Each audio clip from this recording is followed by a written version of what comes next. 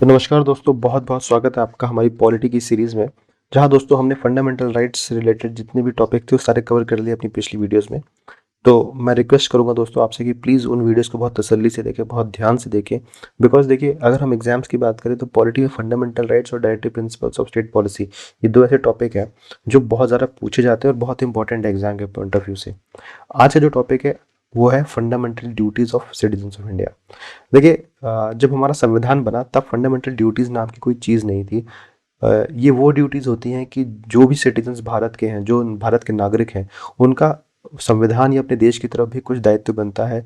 कुछ, अगर उनको हमारा कॉन्स्टिट्यूशन, हमारा संविधान उनको कुछ अधिकार देता है तो वो उसके रिटर्न में उनसे कुछ चीज़ें एक्सपेक्ट भी करता है, जो कि इतनी टफ नहीं है, लेकिन हाँ, कुछ ड्यूटीज़ उनको पालन करनी होती है। तो इसके बारे में आज हम इस वीडियो में जानेंगे। देखिए, मैंने आपको बताया था कि फंडामेंटल राइट्स हमारे कौन से पार्ट में, तो पार्ट थर्ड में है। उसके बाद directive principle of state policy जो है पार्ट फोर्थ में है। तो जब हमारा संविधान बना तो उस समय फंडामेंटल ड्यूटी का कॉन्सेप्ट नहीं था, लेकिन इसके लिए एक कहानी है। मैं इस स्लाइड पे आऊँगा, लेकिन पहले वो कहानी समझते हैं। देखिए, ऐसा हुआ कि 1974 की ये बात है। एक स्टूडेंट ग्रुप था, कहाँ पे, बिहार का। ये स्टूडेंट्स जो थे वो बड़े, उन्होंने एक प्रोटेस्ट शुरू किया। किसके खिलाफ? बिहार में उस समय जो इनएफिशिएंट गवर्नमेंट थी और करप्ट गवर्नमेंट थी, उनके अगेंस्ट। और धीरे धीरे ये जब मूवमेंट बिहार में काफ़ी बड़ा होने लगा तो इसका नेतृत्व करने के लिए जेपी साहब आ गए। ठीक है। तो अब जब जेपी साहब ने इस मूवमेंट को लॉन्च करना जो है, सपोर्ट देना शुरू कर दिया, तो इस मूवमेंट का जो है नाम पड़ गया जेपी मूवमेंट। जेपी साहब का मतलब, अगर आपको नहीं पता है, तो है जेपी नारायण। ये बहुत बड़े पॉलिटिशियन थे। और जब इन्होंने अपना सपोर्ट दिया इस मूवमेंट को, तो ये मूवमेंट जो है पूरे बिहार में फैल गई और इसका पूरे देश में इसका नाम होने लग गया। अब धीरे धीरे ये मूवमेंट जो है, अगर आप देखेंगे तो बिहार की गवर्नमेंट को छोड़कर ये भारत की गवर्नमेंट के अगेंस्ट होने लगी, जो कि उस समय हमारे पीएम कौन थी? Prime minister Indira Gandhi ji. अब ये मूवमेंट को जब उन्होंने देखा, इंदिरा गांधी जी ने, कि अरे भाई, ये मूवमेंट तो काफ़ी ज़्यादा बड़ा हो रहा है, तो इसमें तो काफ़ी दिक्कत है। तो इंदिरा गांधी जी ने क्या किया, वो गई किसके पास? प्रेसिडेंट के पास।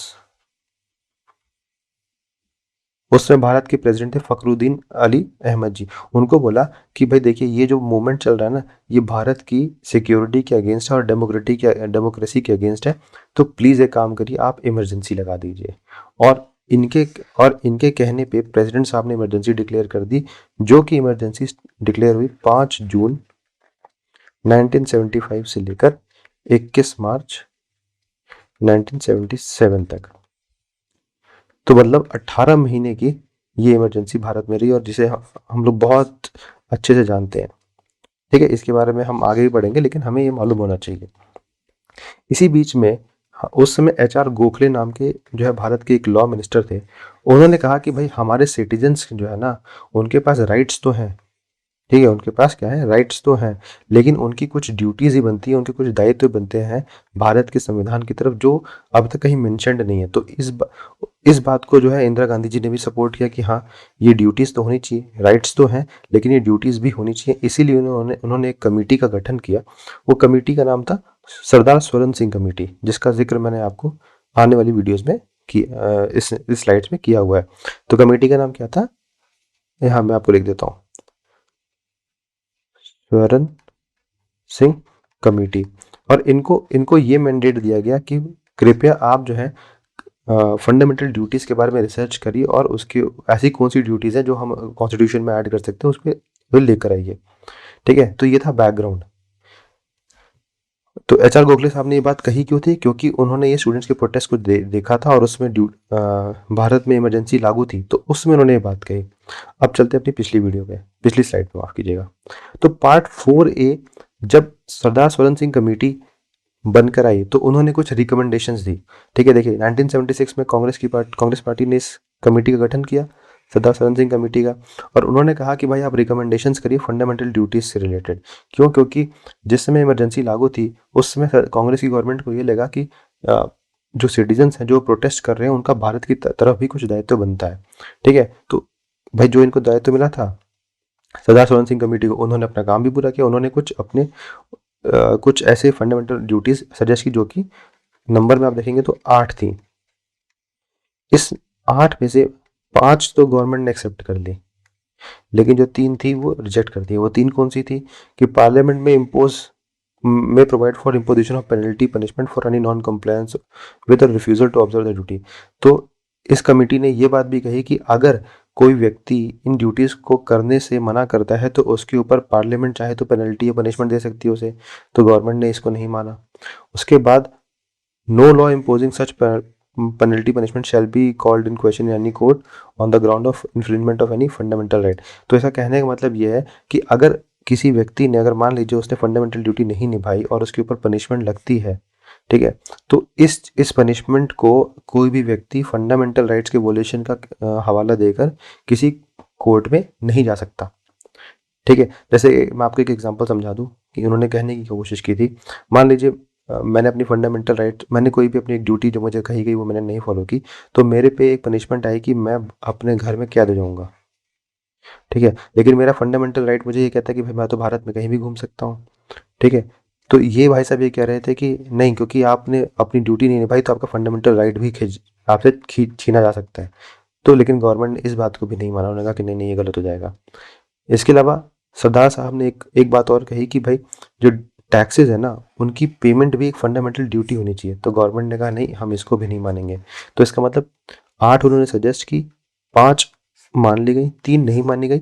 फिर कांग्रेस की गवर्नमेंट ने भी कुछ 5 खुद ही सजेस्ट कर दी। तो अल्टीमेटली 1976 में 42nd अमेंडमेंट आया हमारे संविधान का, और उसमें 10 फंडामेंटल ड्यूटीज इंक्लूड की गई। समझ रहे हैं? तो 19, मैं आपको एक बार फिर से यहाँ पे दिखा देता हूँ। 42nd अमेंडमेंट, ये अमेंडमेंट इतना बड़ा है, हमारे संविधान का सबसे बड़ा अमेंडमेंट ये है। इसीलिए इस अमेंडमेंट को हम कहते हैं मिनी कॉन्स्टिट्यूशन। ठीक है, मिनी कॉन्स्टिट्यूशन भी हम इसी अमेंडमेंट को कहते हैं। तो इसी अमेंडमेंट के थ्रू फंडामेंटल ड्यूटीज भी भारत के संविधान में जोड़ी गई। अब आते हैं अपनी स्लाइड पे। जब जोड़ी गई फंडामेंटल ड्यूटीज तो उनके लिए एक अलग से पार्ट ही बना, तो वो पार्ट था 4A। तो संविधान में स्टार्टिंग में नहीं था, लेकिन बाद में ये जोड़ा गया। उसमें कितनी ड्यूटीज थी? 10। तो 42वें अमेंडमेंट से 10 ड्यूटीज आई थी, लेकिन 46वां अमेंडमेंट जब आया तो उससे एक ड्यूटी और जोड़ दी गई। तो अब टोटल ड्यूटीज कितनी हो चुकी हैं? 11। अगर आपसे एग्जाम में पूछता है कि नंबर ऑफ फंडामेंटल ड्यूटीज, तो आप बताएंगे 11 है। अब हमें ये कॉन्सेप्ट आया कहाँ से? देखिए, जितने भी सोशलिस्ट, जो भी समाजवादी देश थे, वो इस बात को फंडामेंटल ड्यूटीज के कॉन्सेप्ट पे बहुत फोकस देते थे। इसलिए हमने जो ये कॉन्सेप्ट है वो कहाँ से उठाया? यूएसएसआर, मतलब जो उस समय का संयुक्त रशिया था, उनसे ये कॉन्सेप्ट उठाया था। ठीक है, अब आगे की देखते हैं। ये सारी बातें हमने जान ली कि भाई 42nd अमेंडमेंट से पार्ट 4A भी आया, लेकिन आर्टिकल कौन सा ऐड किया? तो आर्टिकल 50 तक तो, या 51 तक तो हमें पता है कि directive principle of state policy है। तो 51A ऐड किया। ठीक है, तो ये 51A में क्या है? हमारी फंडामेंटल ड्यूटीज है। इसके बाद ये सब किस में है? ये सब 42nd अमेंडमेंट में हो रहा है।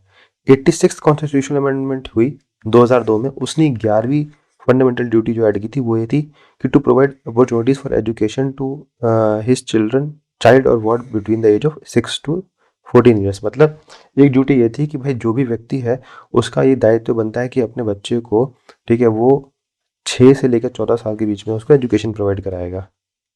अब देखते हैं कि वो जो हमारी 10 फंडामेंटल ड्यूटीज जो स्टार्टिंग में इंट्रोड्यूस हुई थी और 11वीं तो मैंने आपको बता दी, वो है क्या?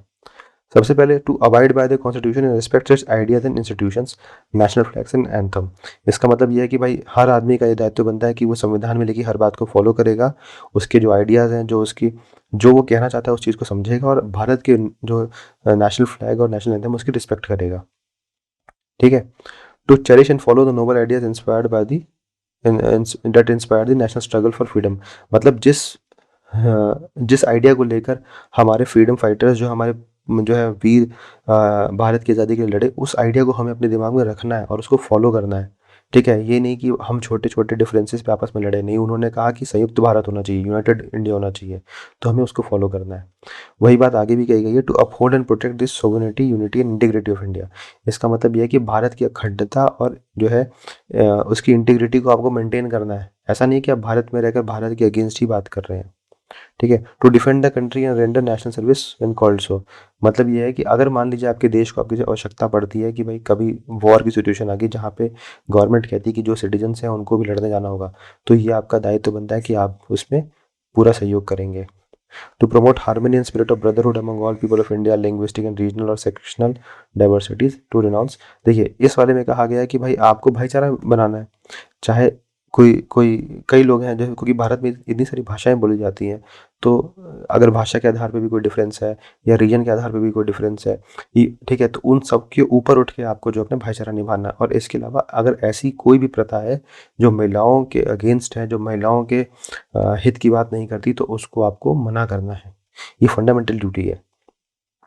To value and preserve the rich heritage of countries composite culture, जो भारत के कल्चर है उसको आपको वैल्यू करना है, उसकी इज्जत करनी है और उसको प्रमोट करना है, उसको प्रिजर्व करना है ताकि वो खराब ना हो जाए। और इसके अलावा to protect and improve the natural environment, तो जो हमारी लेक्स हैं, रिवर्स है, फॉरेस्ट है, वाइल्ड लाइफ है, इवन इसके अलावा जो हमारे वाइल्ड लाइफ में जो वाइल्ड क्रिएचर्स हैं, उन सब को प्रोटेक्ट करना आपकी जिम्मेदारी है। ठीक है। इसके बाद कहता है to develop the scientific temper, humanism and spirit of inquiry and reform, मतलब ये है कि हमें साइंटिफिक टेम्पर इंक्लूड करना है। इसका मतलब ये होता है कि हम, आप ये समझिए कि जो बहुत ही बिना बेसलेस बात, जो बिना बेस की बातें होती हैं, जो हमारे हम लोग आडंबर में बिलीव कर लेते हैं, तो हमें इन चीज़ों पे बिलीव नहीं करना है। हमें हर चीज़ के बारे में ना अच्छे से रैशनल थिंकिंग रखनी है। ठीक है। अब जैसे कोई ये कह दे कि भाई जो है पत्थर को दूध पिला रहे थे, तो हमें इन चीज़ों में बिलीव नहीं करना। भगवान सब, हमें ये मानना है कि भाई धर्म है तो भगवान सबके अंदर बसता है। ठीक है। हमें इंसानों की तरफ जो है भेदभाव नहीं करना चाहिए। तो इस बारे में ये फंडामेंटल ड्यूटी कहती है। इसके बाद ये कहता है to safeguard public property and to assure violence, मतलब कि भाई आपका काम ये है कि जो पब्लिक प्रॉपर्टी है जिसको भारत की जनता इस्तेमाल कर रही है, जो भारत की जनता के टैक्सेस से बनी है, उसको प्रोटेक्ट करना आपकी भी जिम्मेदारी है। और अगर कहीं वायलेंस हो रहा है तो आपको उसको रोकने की कोशिश करनी है। खुद नहीं रोक सकते, जो एजेंसी इसके लिए कैपेबल है उनको आप बताएंगे, जैसे पुलिस। ठीक है। To strive towards excellence in all spheres of individual and collective activities so that the nation constantly rises to higher level of endeavour and achievement, मतलब ये है कि आपको अपनी क्षमता के हिसाब से जो है आप उन्नति करनी है, क्योंकि जब सारे लोग अपनी क्षमता के हिसाब से उन्नति करेंगे तो देश की उन्नति होगी।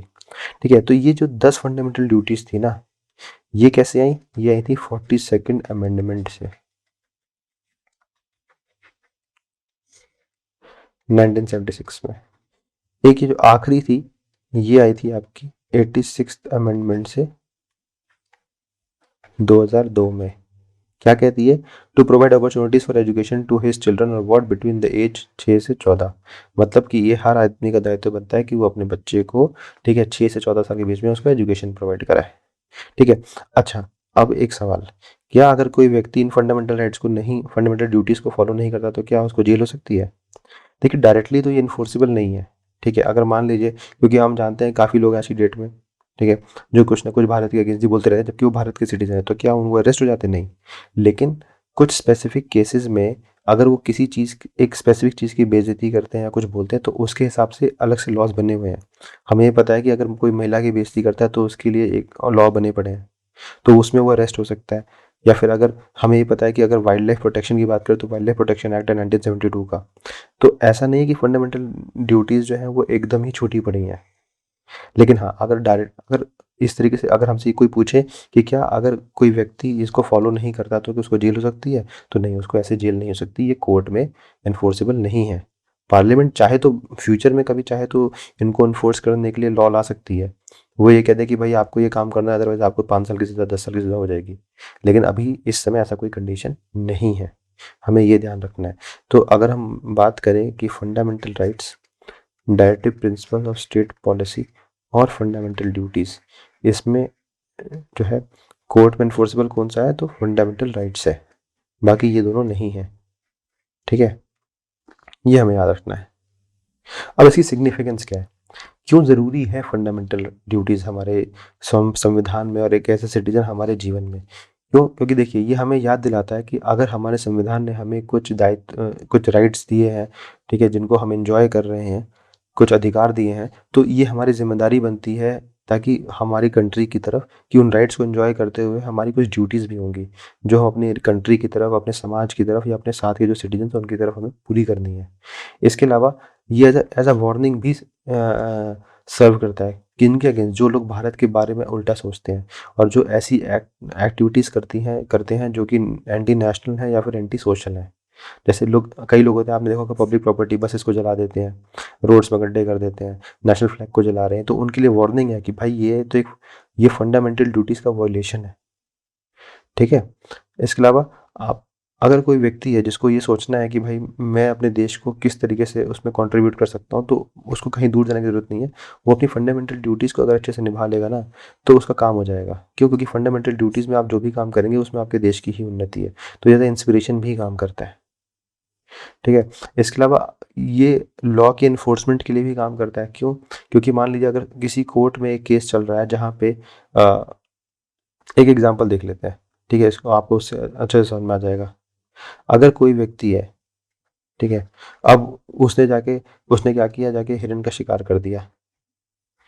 ठीक है? अगर व्यक्ति कहता है कि भाई हिरन मुझे अटैक कर रहा था, या कुछ ऐसी कंडीशन बना लेता है कि भाई मुझे इस पर अटैक करना पड़ा और वो प्रूव नहीं कर पा रहा, तो कोर्ट उसको ये कह सकती है कि भाई आपकी फंडामेंटल ड्यूटी है कि आपको उसको प्रोटेक्ट करना था, लेकिन आपने नहीं किया।